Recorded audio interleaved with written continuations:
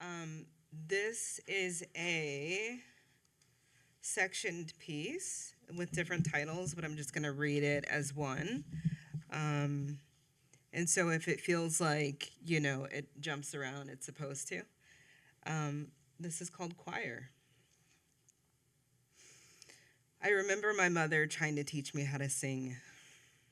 It's an odd concept, really, being taught to leave the mouth wide open while trying to relax the diaphragm.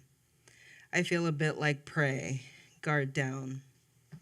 Steady reminders that reflexes are impairments. I resist.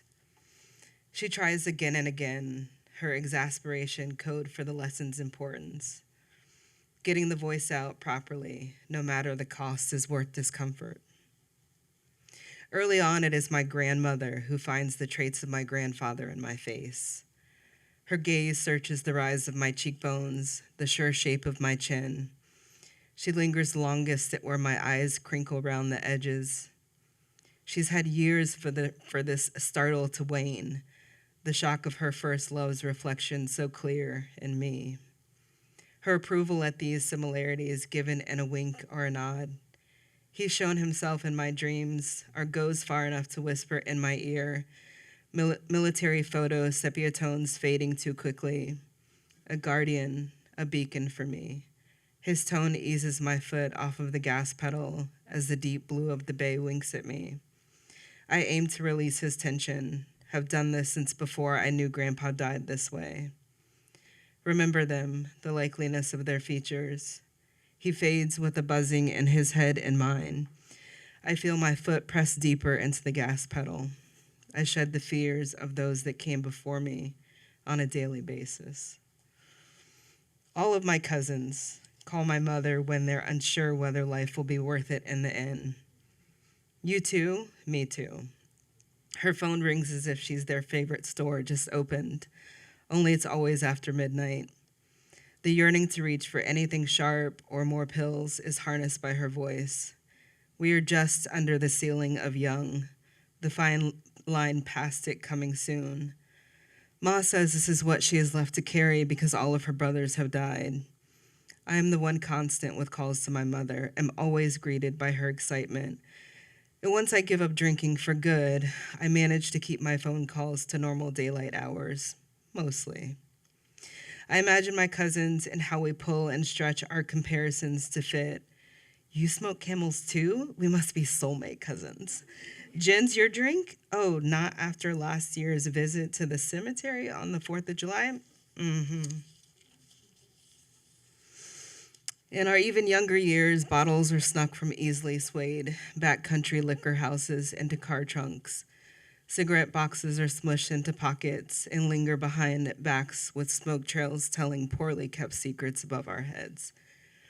Everything happens above us, but none of them, including my mother, the nurse, tells us that we are too much, that we do too much, drink too much, smoke too much. They never think we are excessive, even though we are. DNA shaped in perfect spirals for everyone else's family to reveal clear codes. Not ours. Ours has the edges blurred. But where mine is missing interpretation from uncles too early gone, my previous imaginings of being stretched to fit are proved wrong.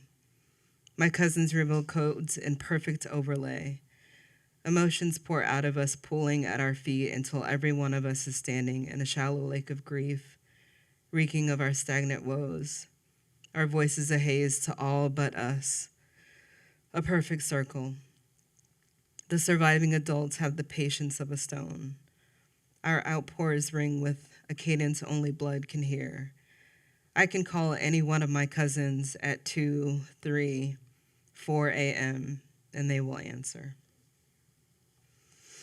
My great-grandmother's hair is so black and straight, I feel as if I can hide behind it, like a curtain with a view.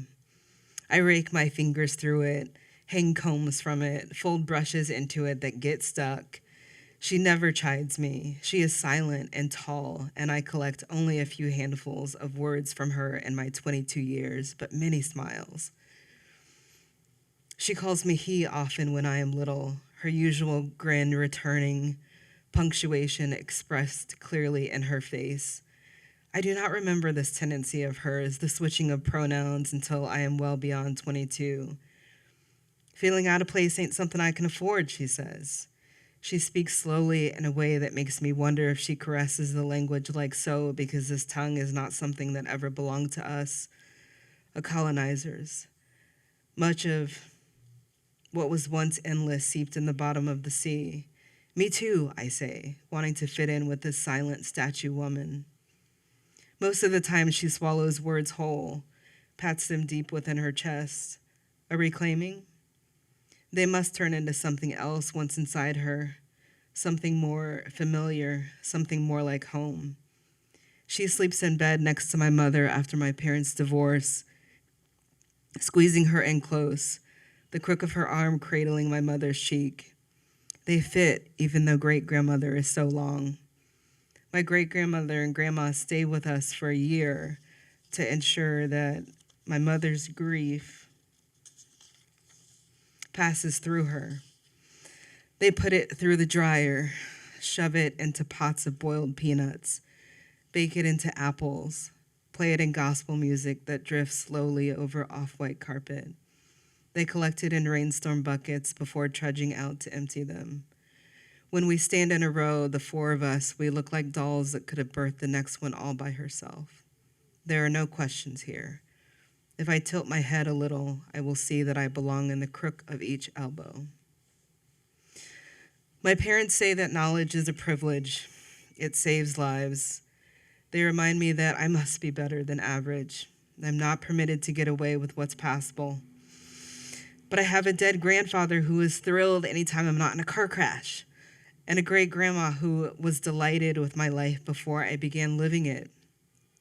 Years later, my grandma lingers in my mother's hospital room. She's been rushed to the ICU with bacterial meningitis. My grandma's eyes graze over her child, her firstborn. She does not hang on the rails or lean over the bed as I do. She is fine from afar.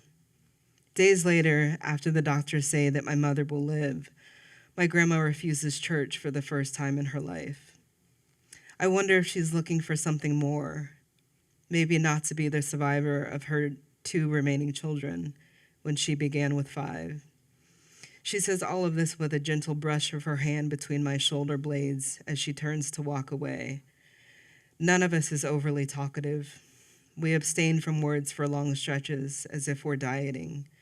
Words make us sick, make us well, make us whole. It is our attempt to see, unsee, put pen to paper to capture the story while it remains ours.